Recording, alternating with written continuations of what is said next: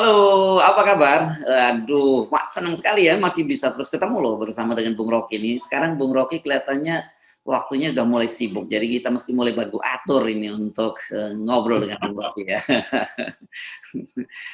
Ya, saya habis dari Medan dan bicara di forum akademisi intelektual. Ada bukunya Caimin, buku Caimin, beberapa intelektual menyodorkan konsep pada Caimin, lalu saya diundang membahas buku itu. Jadi saya ketemu dengan orang-orang PKB juga yang merasa kok tiba-tiba ada pertemuan, deklarasi. Jadi ya saya bisa nangkap bahwa di dalam PKB sendiri itu isu yang berantakan, tapi itu nanti kita bicara di soal lain. Kita lanjut, tapi sekarang kita fokus dulu. Ini sebenarnya cerita lama yang sekarang akhirnya terbukti juga ya, soal kemungkinan bahwa Gibran itu akan maju jadi gubernur gitu ya, sebelum bapaknya turun dari jabatan. Karena dia sekarang sudah ketemu Pak Prabowo, terus ketemu Ibu Megawati dan Mbak Puan, dan dikatakan dia didorong untuk menjadi gubernur kalau tidak di DKI juga atau di Jawa Tengah gitu. Ini kalau di luar negeri biasanya dikasih oleh koran kuning itu dikasih sinyal judulnya mungkin diplomasi kandang kuda, kira-kira begitu tuh. Karena ini mengingatkan juga diplomasi dengan Pak Jokowi juga kan di tempat yang sama tuh. Jadi ada pewarisan cara berpolitik, kira-kira begitu tuh. Pak Jokowi wariskan pada anaknya cara melobi itu ya kandang kuda, kira-kira itu. Soalnya kalau kandang bebek jauh ke Kalimantan itu biar Pak Jokowi sendiri yang suka ngumpet di kandang bebek. Tapi kita mau lihat itu serius bahwa semua analis boleh aja bikin kalkulasi tentang rasionalitas politik Jokowi, rasionalitas politik Prabowo. Tetapi baseline-nya tetap Presiden Jokowi sudah lame duck. Karena itu dia ingin ada backup ya, paling dia percaya untuk politik dinasti dia tuh. Jadi dengan mudah kita tahu bahwa Pak Jokowi itu tetap berupaya untuk jadi presiden 3 periode. Kalau dia gagal, dia mesti siapkan pengganti dia yang akan menjamin bahwa dia nggak akan dipersoalkan secara politik nanti. Kalaupun itu gagal, ya yang paling aman ya siapkan dinastinya tuh. Itu rumus yang paling sederhana. Jadi Gibran ada di sana itu pasti disiapkan dengan maksud yang jelas supaya jadi gubernur DKI, sebab itu lompatan paling bagus nanti ke periode berikutnya tuh. Bagaimanapun Pak Jokowi punya membebani bangsa ini dengan politik tukar tambah semacam itu. Jadi betul tadi pasti ada trade off dan Pak Prabowo juga ngerti itu trade off itu artinya Pak Prabowo ingin dapat gain lebih banyak. Pak Prabowo kan sangat ahli dalam soal political trading semacam ini. Jadi kalau sinyal itu diberikan Pak Prabowo, ya silakan masuk jadi gubernur segala macam. Ya itu Pak Prabowo udah tahu sinyalnya lebih dahulu. Jadi sebelum diucapkan, mending Pak Prabowo duluan gitu kan. Ya saya kira begitu juga Ibu Mega. Kalau Ibu Mega itu ada ukuran-ukuran kecil tuh. Kalau Pak Prabowo saya kira itu betul-betul soal taktik Prabowo aja tuh. Kalau Ibu Mega mengucapkan itu betul-betul ada tukar tambah.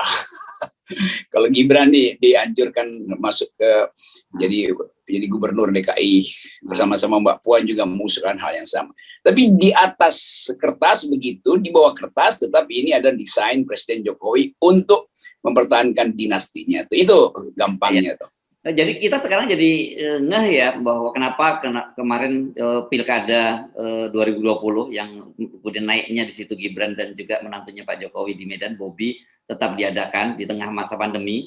Tapi kemudian dengan alasan yang serupa kemudian pilkada berikutnya itu ditunda sampai 2024. Jadi betul-betul udah dihitung dengan matang dong ya time frame-nya gitu ya Bung Rocky ya. Iya kan yang sibuk kan surveyor bos, ini enggak, kita tahu dari awal itu menyiapkan bantalan untuk rel kereta baru kan begitu. Jadi bantalannya dibikin di Jakarta, di Medan, itu lebih mudah sebetulnya, itu langsung real kan pegang kekuasaan. Jadi tetap Pak Jokowi itu adalah seorang player, pemain politik yang memang ingin agar supaya ekspansi kekuasaannya itu betul-betul bisa dia kontrol. Kalau koalisi kan tetap aja bisa ditipu, Pak Jokowi merasa. Jadi lebih baik dia siapkan juga jalan keluar lain, yaitu perpanjang dinastinya. Itu mudah sekali diterangkan itu. Apalagi kalau kita ingat bahwa Pak Jokowi hidup dalam kultur politik Jawa yang hanya keluarga yang bisa memastikan keamanan kekuasaan. Jadi pewarisan legacy itu sebetulnya bukan infrastruktur yang udah pasti gagal. Akhirnya legasinya adalah dinasti itu. Jadi kita gambarkan ini atau kita buat deskripsi aja bahwa begitulah politik dalam pengertian senyata-nyatanya.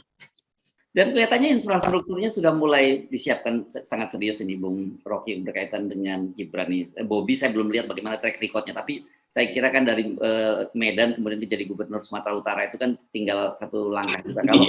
Kalau Gibrannya agak berputar kan ya, kalau dia ke Jakarta ini kan orang memang mungkin akan recall Pak Jokowi dari mana, dari gubernur, dari wali kota Solo terus ke Jakarta gitu.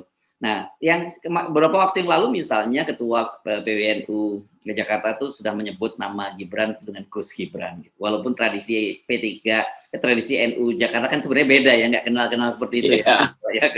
KNPI Jakarta juga sudah menyuarakan supaya dia jadi Ketua Umum KNPI. Nah, yang saya juga sebenarnya nggak kaget juga sih, CSIS membuat survei gitu, katanya bahwa surveinya itu survei para ahli, skor kepemimpinan Gibran itu termasuk 10 besar, bahkan mengalahkan skornya Riza Patria, Wakil Gubernur DKI, dan Ahmad Saroni, ketua fungsionaris Nasdem yang kemarin sukses menggelar Formula One. Yang agak ajaib, SAS masih main yang begituan tuh, yang kita tahu sebetulnya udahlah, kita ngerti apa yang ada di belakang otak SAS itu kan, kita hafal political gimmicknya tuh, kita tahu siapa yang mendesain soal toleransi, pluralisme segala macam. Sebetulnya bukan demi itu, tapi demi satu kelompok untuk diamankan. Ini bagian dari pengamanan kelompok itu juga. Jadi bangsa ini mau dititipkan pada hasil survei CSIS, itu kan ngaco tuh. Bukan sekedar ngaco, memang kengacoan itu diajukan untuk sekedar pembelaan yang paling konyol tuh, lewat survei. Kan gak ada cara lain CSIS mau bela itu kan, selain menyodorkan survei. Yang gak ajaib adalah sengaja mensurvei perbandingan antara Gibran dan siapa tadi? Patria dan Saroni. Iya, dari Riza dan Saroni itu kan, itu jelas terlihat desain penelitiannya bermotif eksklusif. Jadi gampang gitu. Saya masih tahan-tahan banyak istilah yang mesti saya ucapkan sebetulnya. Tapi oke, sampai di situ dulu. Gua hantu-hantu blau di Tanah Abang itu mulai keluar lagi itu. Saya hafal lah itu sebagai orang yang kenal kimia dalam politik CSIS. Jadi artinya ini udah clear ya sebenarnya desainnya seperti apa ya, persiapan Pak Jokowi udah kebaca semua lah gitu ya, berkaitan dengan Gibran terutama ya. Ya, kalau politik Pak Jokowi mulai sekarang kita tahu jelas bahwa Pak Jokowi akhirnya berupaya untuk memperlihatkan bahwa di ujung kekuasaannya dia menghendaki siapapun yang terpilih harus di bawah pengaruh dia. Dan Pak Jokowi kemudian temukan ada anak nakal semacam Caimin yang mondar-mandir kiri kanan, itu berbahaya. Dia juga tahu Pak Prabowo juga sebetulnya memberi sinyal, tapi tahu bahwa Jokowi nggak mungkin dibiarkan juga, kalau nggak dihalangi bisa Pak Prabowo justru yang diganjal ulang oleh Pak Jokowi. Jadi kita tahu lah ini semua teknik ini kita hafal. Demikian juga Ibu Mega tuh juga menganggap wah ini agak berat sebetulnya kalau Prabowo karena Ganjar udah dapat sponsor banyak, kira-kira begitu bocorannya. Prabowo mengerti semua itu. Maka Prabowo menganggap oke, saya juga kasih sinyal saya bisa dengan PKB itu. Kenapa sinyal itu mesti diberi sekarang? Karena besok ada Rakernas PDIP yang akan membahas soal pencapresan tuh. Jadi Pak Jokowi ngeri-ngeri sedap. Jangan-jangan faksi yang kuat nolak Pak Prabowo di PDIP juga kuat banget itu. Jadi itulah yang kita sebut kekacauan itu terjadi karena semua orang nggak punya tiket itu. Bahkan Gerindra nggak punya tiket. Ada yang punya tiket tapi nggak punya calon, ada yang punya calon tapi nggak punya tiket. Kan begitu yang terjadi itu. Karena itu 0% lah yang sebetulnya. Jadi kalau masuk akal dari awal, mesti partai-partai ini serbu dulu Mahkamah Konstitusi, ratakan dulu garis startnya, supaya nggak jadi konyol semacam ini kan. Jadi terlihat bahwa ya kekonyolan aja. Tiba-tiba PKB bikin komisi pers, itu belum selesai. Itu iya, kita tahu semua itu. Dan dalam 1,5 semester ke depan semua memang belum selesai. Oke, nanti kita dalami soal itu. Tapi kita balik lagi ke soal dinasti yang disiapkan oleh Pak Jokowi ya. Apa yang salah sebenarnya dengan dinasti Jokowi ini, Pak Bung Rocky? Kan seperti di Amerika juga ada keluarga-keluarga dinasti. Ya kita selalu cari keterangan dinasti itu apa sebetulnya tuh. Kalau reputasinya bagus, nggak perlu ada kasakusuk pun akan dimajukan dalam pemilu tuh. Tentu Kennedy Gang itu dinasti memang dari segi darah, tetapi otaknya juga diwariskan kan itu masalahnya. Kemampuan keluarga Kennedy itu dia kuasai sejumlah oligarki dan itu memungkinkan dia untuk menghidupkan Canadian connection ini. Tapi orang kalau lihat Kennedy itu, kita lihat Robert Kennedy, John Kennedy segala macam, itu memang selain darah juga kecerdasan diwariskan tuh. Kalau di kita kan darah doang yang diwariskan, kecerdasan tidak kan. Jadi itu juga poinnya tuh. Nah bedanya lagi di Amerika, Kennedy itu menguasai konglomerasi. Di sini Presiden Jokowi dikuasai oleh konglomerasi. Jadi oligarki menguasai presiden, di sana presiden menguasai oligarki. Itu dia bisa kasih sinyal kiri kanan tuh. Jadi itu bedanya tuh.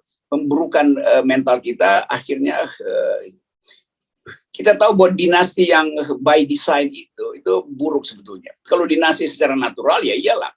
Ini kan dinasti yang didesain. Kalau dia terpilih secara natural oke, tapi ini kan dipilih. Gibran kan terpilih dengan cara yang agak mendebarkan sebetulnya tuh, karena kasak kusuk di mana-mana, tunda pemilu, tapi yang ini boleh diajukan. Jadi tidak natural pewarisan dinastinya. Oke, jadi sebenarnya tapi persoalannya ini saya kira soal regulasi itu kan juga fairness ya yang mesti kita ini kan apa yang harus yang ya, betul. Kita ya. Iya, kalau dinasti ngapain robos fairness? Amerika tuh dinastinya nggak pernah menerobos fairness, nggak pernah, ya tidak pernah menerobos, dibiarkan aja fairnessnya jalan kan. Nah di kita nggak begitu tuh, dan disiapkan buzzernya, disiapkan influencernya, regulasinya diatur sedemikian. Ini bukan dinasti kan namanya. Ini ada pemaksaan otoritas dengan mewariskan kekuasaan itu pada keluarga. Jadi bukan karena publik menyenangi, tapi justru karena nggak ada cara lain tuh sehingga diakali. Jadi dinasti yang diakal-akalkan itu. Tapi sebenarnya pada prinsipnya dinasti itu nggak haram ya? Iya sebetulnya kan dulu kita sebut dinasti itu karena sistem kerajaan. Tapi kalau udah terbuka di demokrasi ngapain? Ya udah silahkan Gibran tampil biasa aja kan, nggak usah cari masukan ke Ibu Mega, cari musuh. Bilang aja saya wali kota dan saya ingin buktikan saya berhasil, saya ingin bersaing secara kompetitif gitu. Dan saya ingin agar supaya saya mau masuk sampai ke presiden, pencalonan presiden mungkin 2030, tapi saya ingin dari sekarang 0% itu dihilangkan dong. Saya anak muda, saya ingin kompetisi dari awal. Kan itu masalahnya kan. Sekarang sebagai anak muda, Gibran itu cari perlindungan ke orang tua, namanya Prabowo, namanya Ibu Mega tuh. Jadi situ terlihat wah, itu juga ya gembel sebetulnya tuh dari segi keinginan. Padahal milenial itu nggak boleh jadi gembel, dia justru startup itu, bunyikan atau starter perubahan. Nah kalau sekarang ya terlihat bahwa itu feodalisme juga pada wali kota Solo ini nih. Ya. Saya ingin dorong dia sebagai anak muda buat dorong itu, jangan nyari tameng atau nyari saung untuk menghindar dari petir politik gitu.